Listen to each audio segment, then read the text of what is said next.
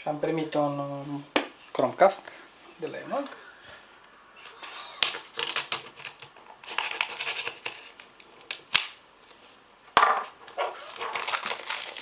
Un adaptor. Văd că aici zice că de America. Stai să vedem dacă se vede așa. Focusează, domnule. Da, e de America.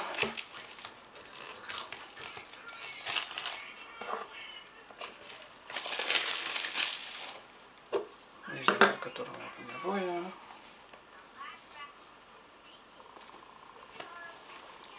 Este versiunea HD, Chromecast, cu Google TV, cu telecomandă.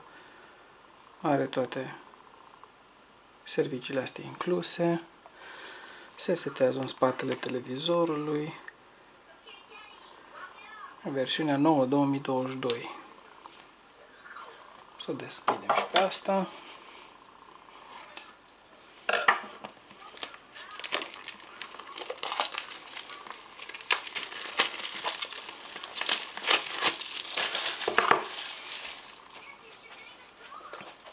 Și se deschide de aici.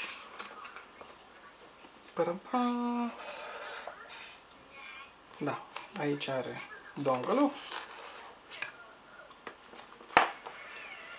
telecomanda, mai are Let's Get Started, încărcătorul lui, un cablu USB la USB-C împreună cu încărcătorul lui. În rest nu mai are nimic. Le punem deoparte. Dongle-ul deschidem.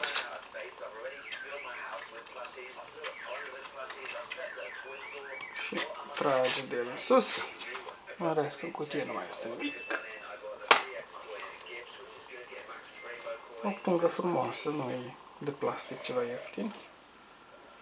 Butonul de sincronizare, încărcătorul de USB și HDMI-ul. Iar telecomanda se deschide de aici.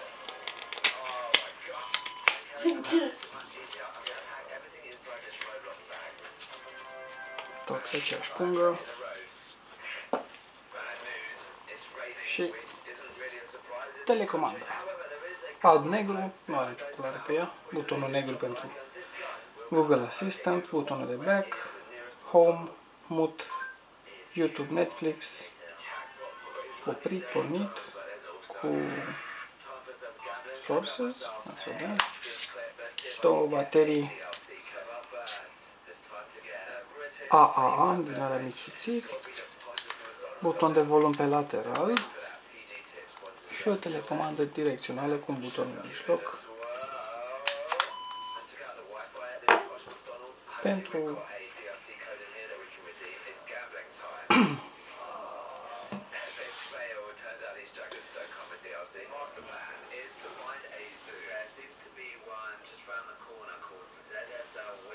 Poți să mă duc cu telefonul. Pentru referință am adus o comandă Nintendo Wii și una de Xbox.